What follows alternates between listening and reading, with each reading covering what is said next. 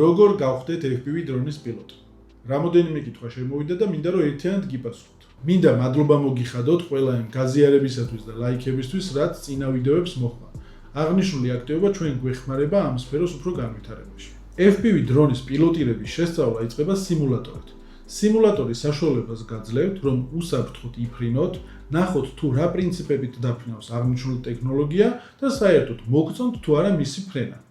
სიმულატორში 1 საათიანი ფრენით თქვენ პილოტი ვერ გახდებით.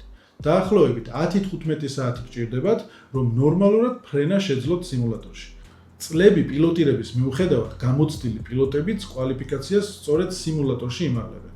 სიმულატორში ფრენის შემდეგ ჩვენ გადავდივართ ეგრეთ წოდებული tiny whoop-ების, ანუ პატარა დრონების ფრენის კლასში. აღნიშნული დრონი გაძლევთ საშუალებას, რომ იფრინოთ უსაფრთხოდ რეალურ სივრცეში. მისი გაბარიტებიდან და სიმძლავრიდან გამომდინარე, თქვენ ვერ დააზიანებთ ვერც საკუთარ თავს და ვერც გარეშე მყოფ პირებს. აღნიშნული დრონი ერთ-ერთი საუკეთესოა დრონის პილოტირების დასაწყებად. Tiny whoop-ებით ფრენა უპილოტო ტექნოლოგიების ასოციაციაში ხდება დახურულ სივრცეში. ამიტომ ორმაგად დაცული ხართ, როდესაც ჩვენთან სწავლობთ დრონის პილოტირებას.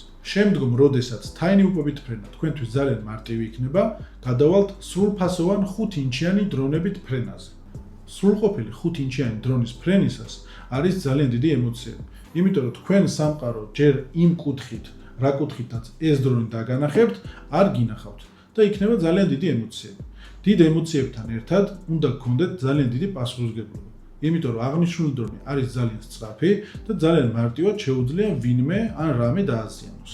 ასე რომ თუ გადაწყვეტილი გაქვთ FPV დრონის პილოტირების შესწავლა, აუცილებლად დაგვიკავშირდით ასოციაციაში. გისურვებთ წარმატებებს.